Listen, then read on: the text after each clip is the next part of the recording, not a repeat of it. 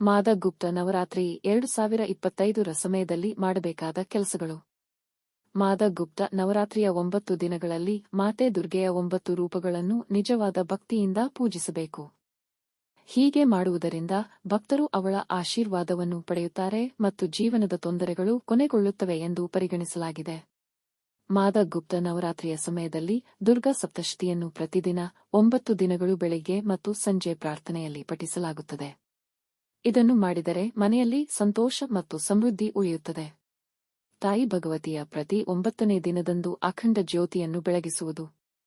ಮನೆಯಲ್ಲಿ ಬೆಳಗುವ ಅಖಂಡ ಜ್ಯೋತಿಯು ದುಷ್ಟ ಶಕ್ತಿಯನ್ನು ನಾಶಪಡಿಸುತ್ತದೆ ಮತ್ತು ಸಂತೋಷ ಮತ್ತು ಶಾಂತಿಯನ್ನು ತರುತ್ತದೆ. ದೇವಿ ಮಾತೆಯ ಭಕ್ತರು 9 ದಿನಗಳ ಕಾಲ ಉಪವಾಸ ಮಾಡಬೇಕು ಮತ್ತು ಆಕೆಯ ಅನುಗ್ರಹವನ್ನು ಪಡೆಯಲು ಹಣ್ಣುಗಳನ್ನು ಮಾತ್ರ ಸೇವಿಸಬೇಕು.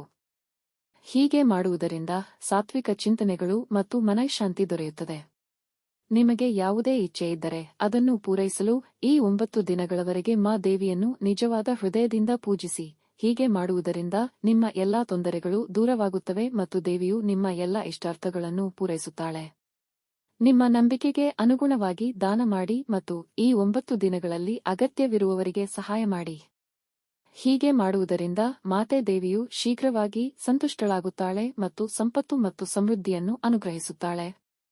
ಮಾಗುಪ್ತ ನವರಾತ್ರಿ 2025ರ ಸಮಯದಲ್ಲಿ ತಪ್ಪಿಸಬೇಕಾದ ವಿಷಯಗಳು. ಮಾದ ಗುಪ್ತ ನವರಾತ್ರಿಯ 9 ದಿನಗಳು ಬಹಳ ಪವಿತ್ರವಾಗಿವೆ. ಈ ಅವಧಿಯಲ್ಲಿ ಮಾಂಸ, ಮದ್ಯ, ಬೆಳ್ಳುಳ್ಳಿ, ಈರುಳ್ಳಿ ಮತ್ತು ಇತರ ತಾಮಸಿಕ ರೀತಿಯ ಆಹಾರವನ್ನು ಸೇವಿಸಬಾರದು. ಇವುಗಳನ್ನು ಪಾಲಿಸದವರು ತಾಯಿ ಭಗವತಿಯ ಕೋಪಕ್ಕೆ ಗುರಿಯಾಗಬೇಕಾಗುತ್ತದೆ. ಪೂಜಾ ವಿಧಾನದ ಪ್ರಕಾರ ಈ 9 ದಿನಗಳಲ್ಲಿ ಕೂದಲು, ಗಡ್ಡ ಮತ್ತು ಉಗುರುಗಳನ್ನು ಕತ್ತರಿಸುವುದನ್ನು ನಿಷೇಧಿಸಲಾಗಿದೆ. ಗುಪ್ತ ನವರಾತ್ರಿಯ ಮುಂದಿನ 9 ದಿನಗಳಲ್ಲಿ ಕೆಟ್ಟ ಆಲೋಚನೆಗಳನ್ನು ಹೊಂದಿರಬೇಡಿ. ಕೋಪ ಮಾಡಿಕೊಳ್ಳಬೇಡಿ. ಸುಳ್ಳು ಹೇಳಬೇಡಿ. ಯಾರೊಂದಿಗೂ ಜಗಳವಾಡಬೇಡಿ. ಮತ್ತು ಯಾರನ್ನೂ ಟೀಕಿಸಬೇಡಿ. ಮಾದ ನವರಾತ್ರಿಯ ದಿನದಂದು ತಡವಾಗಿ ಏಳಬೇಡಿ ಮತ್ತು ಸೋಮಾರಿತನವು ನಿಮ್ಮನ್ನು ಜಯಿಸಲು ಬಿಡಬೇಡಿ. ಮಾತೆ ದೇವಿಯ 9 ದಿನಗಳನ್ನು ಅತ್ಯಂತ ಪವಿತ್ರವೆಂದು ಪರಿಗಣಿಸಲಾಗಿದೆ. ಈ ದಿನಗಳಲ್ಲಿ ಭಕ್ತನು ಕೊಳಕಿನಲ್ಲಿ ಬದುಕಬಾರದು. ಈ ಅವಧಿಯಲ್ಲಿ ಶುಚಿತ್ವವನ್ನು ಕಾಪಾಡಿಕೊಳ್ಳದವರ ಮೇಲೆ ಮಾ ದೇವಿಯು ಕೋಪಗೊಳ್ಳುತ್ತಾಳೆ ಮತ್ತು ಅವರ ಜೀವನವು ತೊಂದರೆಗಳಿಂದ ತುಂಬಿರುತ್ತದೆ.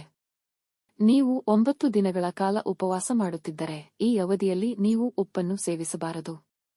ಗುಪ್ತ ನವರಾತ್ರಿಯಲ್ಲಿ 9 ದಿನಗಳ ಕಾಲ ಮಾ ಭವಾನಿಯನ್ನು ಪೂಜಿಸಲು ನೀವು ಸಂಕಲ್ಪ ಮಾಡಿದ್ದರೆ ಅವಳ ಪೂಜೆಯನ್ನು ಮಧ್ಯದಲ್ಲಿ ಬಿಡಬೇಡಿ ಎಂದು ನೆನಪಿನಲ್ಲಿಡಬೇಕಾದ ಮೊದಲ ವಿಷಯ.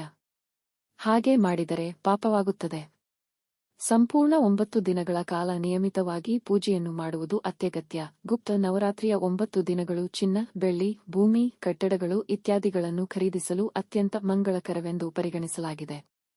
ಈ ವಿಡಿಯೋ ನಿಮಗೆ ಇಷ್ಟವಾದಲ್ಲಿ ಲೈಕ್ ಮಾಡಿ ಮತ್ತು ನಿಮ್ಮ ಸ್ನೇಹಿತರ ಜೊತೆ ಶೇರ್ ಮಾಡಿ. ಹಾಗೆಯೇ ನಮ್ಮ ಹೊಸ ವಿಡಿಯೋಗಳನ್ನು ನೀವು ತಕ್ಷಣ ಪಡೆಯಬೇಕೆಂದಿದ್ದರೆ ಚಂದಾದಾರರಾಗಿ ನಮ್ಮ ಚಾನೆಲ್ ಪಕ್ಕದಲ್ಲಿರುವ ಬೆಲ್ ಐಕಾನ್ ಒತ್ತಿರಿ.